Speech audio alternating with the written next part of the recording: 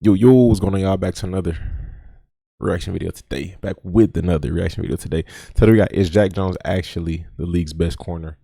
It's an interesting video. Shout out to Jim Live. He actually just uploaded this a few minutes ago, so I'm looking forward to this one. Yeah, kind of a longer one for him, but like I said, looking forward to it. This rookie's been playing pretty good. Interesting how they got the Jones trio out there playing good. Marcus Jones, Jack Jones, and Jonathan Jones, and very interesting. So I'm gonna go ahead and check this out. I'll get my thoughts as we go. Again, hit the like button for me, subscribe, follow the Twitch. It's in the description, man. We'll get to it. Fantastic in his rookie campaign so far, but should we be surprised? It seems as if the New England Patriots are making habit of replacing top-tier cornerback talent year after year. Not only has he been playing as good or better than a lot of other rookies from his class drafted above him. Bro, have y'all been seeing like the stats posted by like PFF and other websites? The corners have been doing really good this year. Like not just the rookie corners, but corners in general have been doing really good this year. We've seen a few get beat up and burnt and toasted here and there, but for the most part they've been doing really good. Teams just been taking advantage of coverages, and that's how I feel like a lot of these receivers have been going off, taking advantage of coverages. But in one-on-one matchups, I've been seeing at least like 10 corners with like really good passer ratings this year, including some of these rookie corners. I ain't gonna lie, Sauce Gardner looks like he looked like a vet, man. The way he playing. I haven't really seen him get worked. I mean, that they catch yesterday that he deflected on Cortland Sutton. He did grab him before the ball got there, but other than that, he been doing really good this year. Really good. And sometimes they DBs get away with stuff, but yeah, man. So let's see. Let's go ahead and get to it. Him as a fourth-round pick, but he's listed as the highest rated coverage corner in the entire league by Pro Football Focus. So in today's video, we're going to talk about how we got in this position in the first place, talk about if he's actually playing like the best corner in the league, and then we'll get into the film room to break down his game on a deeper level. But we need to start on how we got here, because this kind of stuff just doesn't happen anywhere else in the league like this. The sports world was left dumbfounded when the Patriots decided to trade 2019 defensive MVP Stephon Gilmore just a year and a half removed from that. Bill Belichick just knows what he's doing with corners, man. One step ahead again when J.C. Jackson, the undrafted fourth-year. I feel like for the past 10 years, the Patriots have had at least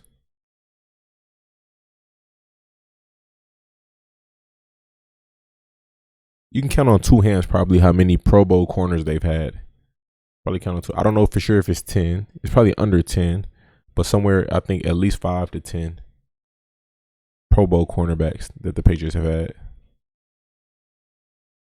Your corner would step up to be the new #1 for the Patriots. And then he goes on to be a Pro Bowler, seen as one of the best in the league, locking people down while also being a ball hawk, having 8 interceptions. They took the risk and it paid off because now they have a younger lockdown corner. But they let him go in free agency, and the Chargers paid him $82 million over the next 5 years. Hopefully, JC gets healthy, man. I want to see him play at that high level. Man has officially lost his mind. He got so lucky, and he just threw it away. What on earth is he doing? I thought he was tripping too. I thought Bill was tripping, man. But he always got a plan. Bill somehow did it again. I don't get it, and nobody does or really ever will. But before we get into the film, we need to talk about some things. Because yes, he is graded as the best coverage corner, but he also isn't even a full-time starter yet. He's only playing about 52% of all defensive snaps. That's crazy. He's still currently behind Jalen Mills and Jonathan Jones on the depth chart. And so I went out and watched every single last snap that he's played so far this season. And so did my eyes good work, Jim Live. He's playing like the best corner in the league? No. But that doesn't mean he isn't really freaking good, and to me, it's on PFF to make him look even worse. Instead of praising him for overachieving his draft status and acknowledging how much he's developed in such a short amount of time, Pro Football Focus is making people compare him to the guys the like of Jair Alexander, Jalen Ramsey, Pat Surtain. I ain't gonna lie, bro. Jair was getting some work from Terry McLaurin this past weekend, man. As much as I like him, I was like, dang. Who do y'all have as the best corner in the league? And I'm not talking about interceptions. I'm talking about just shut down. Just when he goes out there, he shut people down. Who's been playing like the best this year so far? Where receivers lining up. I'm like, and again, I like Tariq Woolen. I like Trevon Diggs. But aside from that aspect of it, I like those guys a lot. Even if they're in that conversation, who do y'all think? You know, if you feel like it's Trevon Diggs or Tariq Woolen, comment that below. Give me 3 guys who y'all feel a top 3 possibly. Even just give me your number 1 if you can't think of 3 that y'all feel have been the best shutdown corners. Like I said, not turnovers, just straight, holding the receiver to as minimal yardage as possible. And Xavier Howard and really everyone else. So we're not going to do that. We're going to be focusing on his development. And development is a great thing to key in on here because looking back at Jack Jones's draft profile going into the draft, there were some negatives in his scouting report that I want to highlight. Delayed reaction time to break on throws in zone, loses 50-50 battles to receivers with size, and locked up by run-blocking receivers on the perimeter. And all of these things are coachable and can be fixed with improved technique and knowledge of the game. And Jack Jones has been proven to be very coachable, as all these question marks with his game are almost completely obsolete now. But with all that being said, film tells us everything. So let's see how he's actually been playing this season and break down the game of the player who the Cardinals will be trading and signing a max deal. I like them jerseys. 3 years time. Game of the player who the Cardinals. I like the jerseys. I ain't gonna lie, that's fire. It's like a wool knit kinda. Will be trading and signing a max deal to in 3 years time, while Bill is scouting the next all-pro corner at a community college somewhere in Southwest Montana. Let's get right into it. So as we start looking at Jack Jones's play, I want to start to address one by one the things that were negatives of him going in and how he's made those obsolete. The first one being delayed reaction time to break on throws in zone coverage. And why I mentioned earlier that a lot of this has to do with coaching is because so much of this depends on situational football, knowing down and distance, and really being able to trust your eyes as the receiver is going to be in front of you. In the quarterback, you're going to be able to see where his eyes are at and when he separates to throw the football, and doing so allows you to play much faster than you actually are. So let's key in on the bottom of our screen with Jack Jones, number 13, working on number 2, Amari Cooper.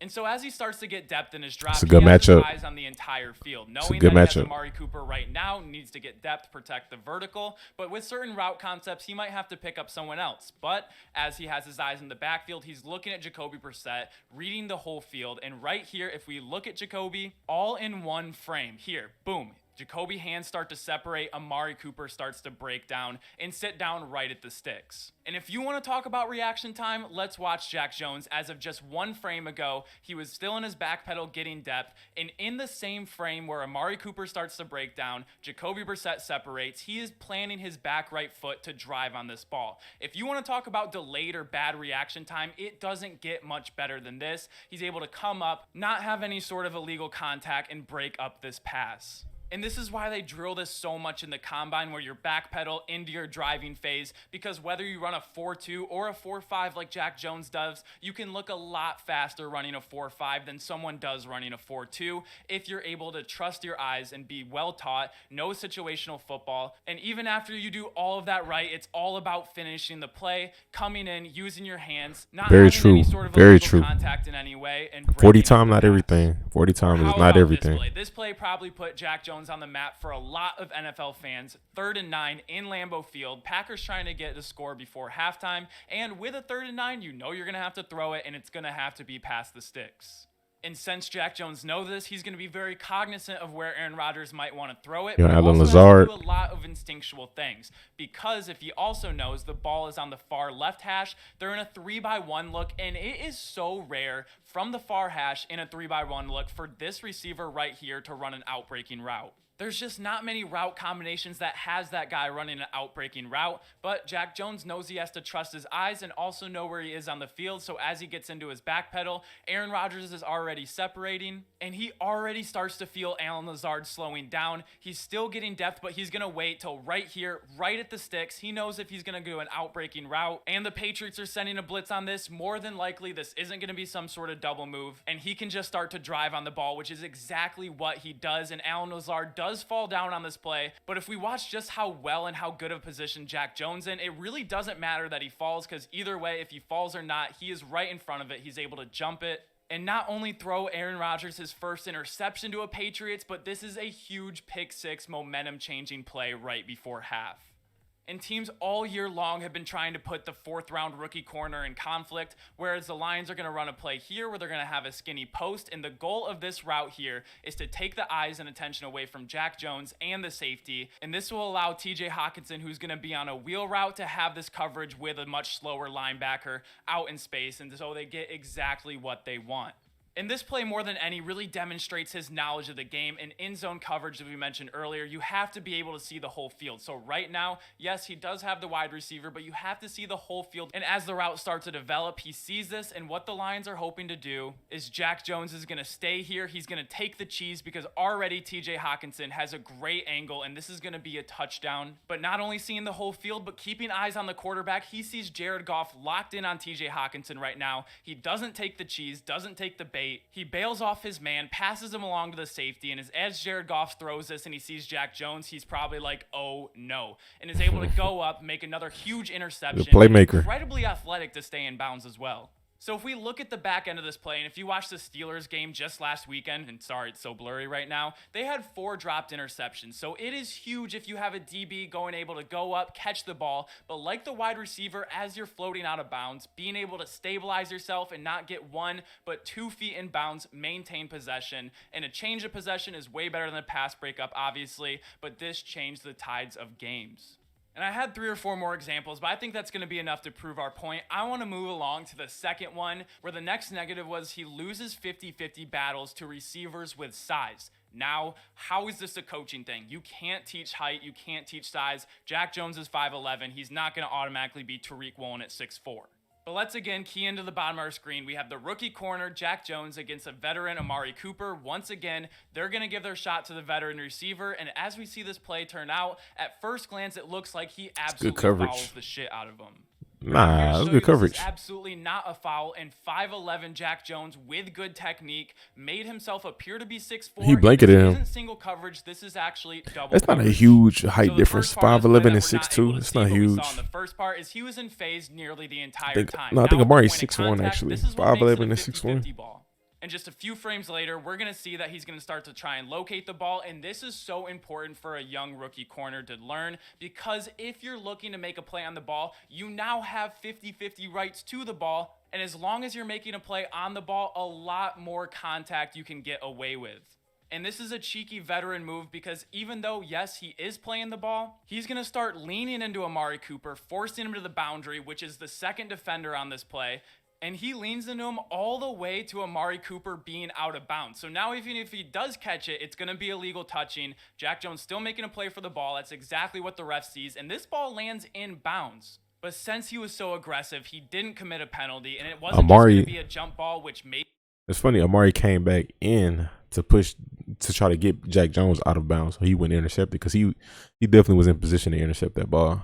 Maybe he does struggle with, maybe he would lose. With good technique, he made himself much bigger and put a second defender on the field in the sideline to what otherwise probably would have been a touchdown. And being a corner, you're going to be in a lot of these situations. They will consistently pick on you if you continue to show that you aren't able to win these 50-50 balls. But again, same principles remain. Being able to play sticky coverage for multiple seconds. And once they get to the back of the end zone, he makes himself much bigger by getting to the back end zone line, turning around and making a play on the ball. Again, not coming away with a penalty. So as he works on number 8, Josh Reynolds, who is 6'3", Jared Goff's going to trust him, throw it up to make a play on the ball. But right here, as he sees Reynolds' eyes turn and he looks to make a play on the ball, so does Jack Jones. Again, you're going to get away with a lot more contact if you're able to be smart, make a play on the ball, and that's exactly what he does, almost coming away with another interception. And it is easier to turn around and make a play on the ball if you are in phase throughout the whole time. Forces the quarterback to make a tighter window throw, probably put it up more. But now let's move on to the last thing that was a negative for Jack Jones in his draft profile. And that is being dominated by run blocking receivers on the perimeter. Let's get into it. And if you're an unproven fourth-round rookie corner and you're looking for some more playing time, which currently he's getting about 52% of the snaps, go out and make plays like this. We have Jack Jones on the bottom of your screen. They're probably going to check into this because they really like what they see. They want to get Romeo Doubs the ball quickly, and one of the best run-blocking wide receivers in the league, Allen Lazard, is going to go out and try and block Jack Jones as Doubs makes his way inside. And just like you can make yourself appear bigger and have an extra defender with good technique on jump balls, in run defending, it is all about mindset and knowing your responsibility. So I don't think anyone would blink twice if Allen Lazard was able to get to Jack Jones and set a nice block. But Jack Jones, knowing that he can't let Romeo Doubs go to the outside, he sees the inside blocks developing, so he knows it's going to be a crack. He comes in 100 miles an hour, and he's going to take this head on. If he comes in here just waiting for it to happen, he's going to get demolished. But Bill Belichick and the Patriots defensive coaches are going to look back on the tape, see plays like this, how there's no hesitation. He's going to attack Allen Lazard's upfield shoulder, making sure Romeo Doubs can't get to the outside, and he is going 100 miles an hour, for which Allen Lazard completely misses the block, able to regather himself and punch out the football. If you want more playing time, go make plays like this for the Patriots team. Because Jack Jones is significantly shorter, less powerful, and weighs a lot less than Allen Lazard. But on this play, you can't tell me that he wanted it more than Jack Jones. He absolutely wanted it. He hawked for the ball, created a turnover, was a good play. And kept his team right in the game. And even though this he kind of was out of position a little bit. Me that he wanted it more than Jack Jones. He absolutely wanted Came back for it. He hawked for the ball, created a turnovers, and kept his team right in the game. And even though this run play was really successful, as they do like a little shovel pass out to Aaron Jones to the top of your screen, watch Jack Jones does exactly what he needs to. He's going to have the tight end, much bigger than him, obviously, come out and try and block him, but he's going to set the edge, come and create madness, making Aaron Jones force it back in. But Green Bay does a really good job blocking this, so they do get every Patriots defender washed out and is still able to pop for a big game. But Jack Jones did exactly what he's supposed to. He worked harder than any player on the Patriots defense on this play, and this is how he's going to be able to see more playing time if they can trust him in situations that was nice. like this. And it was even said on his scouting report very he did specifically. I mean, he didn't, obviously he didn't get the tackle, but he did a good job knifing in there. And this is how he's going to be able to see more playing time if they can good blocks. Trust him in situations he tried. like this. And it was even said on his scouting report very specifically that he has a hard time dealing with receivers on the perimeter. But what about when you have Big Bob Tunyon working out on you? A very good run-blocking tight end on the perimeter. So they're going to try and get Aaron Jones on this. They're going to swing it out to him and get a huge mismatch on the outside with their big body receiver and tight end to hopefully get Aaron Jones up the sideline for a big gain. So not only has he been physical with bigger receivers, but also when you get a tight end on him, he's able to attack the upfield shoulder, do his job, and be able to make plays, which was seen as an overwhelming negative for him coming into the draft. And I know it was all positive up until this point, but I want to share why I just don't fully agree with Pro Football Focus's 90.5 rating and that he's the best coverage corner in the league. Because there is a lot of good, but a lot of the times with what he does, he's super aggressive. He's trying to make a pass deflection, trying to pick off. I think he said he's only third on the depth chart. He hasn't taken 50% of the snaps. So with way less snaps, he could, just look better right now. If he had the amount of snaps as a full-time starter, it could look a little worse, No telling, but probably just from what he just made the most of what he's been given, The ball, which leads him very susceptible to times on double moves. And it doesn't matter if the quarterback throws it or not, he is getting beat on these certain plays, and it is going to come to bite him in the butt a little bit later for being so aggressive. And it's just why I don't think you can put him on the pedestal of someone like a Darius Slay, a Jalen Ramsey, a Xavier Howard, who's going to travel around and guard the other team's best receiver. On a play like this, I just don't even know what he was doing. He guards the heavy zone flat very hard. Aaron Rodgers is kicking himself because he has Allen Lazard wide open for a touchdown on this play. Oh my it's just plays like this that happen, and it happened often enough where I don't understand the grade fully. But that's not that self because he has Allen Lazard wide open for a touchdown on this play. And it's just plays like this that happen. And it happened bit hard enough where I don't understand the grade fully. I can tell. Not to say that I couldn't tell if Lazard sold the route or he just thought it was going to be a different route. I couldn't really tell. Everything in the video that we talked about positive wasn't true, but I wish we could focus a light on how much he's developed and how much he's overcome the draft with great coaching. Obviously has the huge heart and the ability to learn, and he's going to continue to make plays that are going to earn him more playing time, and then he'll continue to develop. But this is why I think it's so scary, similar to how the Patriots handled J.C. Jackson, where early on he didn't get as much playing time. He's playing a lot of zone coverages. He's not traveling around. But as he continues to develop and grow in the league into the player he was, then he'll be able to take that next step. But right now, there's just too many plays like this where he's just getting burnt, just too aggressive. But I think he's only going to get better with time. So is he the best coverage corner and deserve a 90.5 rating? I don't think so. I'd take a guy like Pat Surtain, and even in his rookie class, Sauce Gardner, Tariq Woolen have popped more on the screen for me, but what all of his question marks coming in, he has more than negated them, and he's going to continue to earn more trust from the coaches to get more playing time, and I think it's only uphill from here. But that's just what I think. Let me know what you guys think. And as this video is posted, they're going to be playing the Chicago Bears tonight. So hopefully he just doesn't go out there and have a goose egg of a game. Hopefully he continues to take another step and continue to improve and earn his right more playing time in this league. Make sure to like this video if you like videos like these. Comment down below what you think about Jack Jones and where you would grade him among corners in the league and in his rookie class. And as always, make sure to subscribe if you enjoy daily NFL content. Thank you. All right, man. Y'all hit the like button for me. Good vid. Show me some stuff I didn't know about Jack and some stuff I did know about Jack. So looking forward to see how he progresses throughout this season.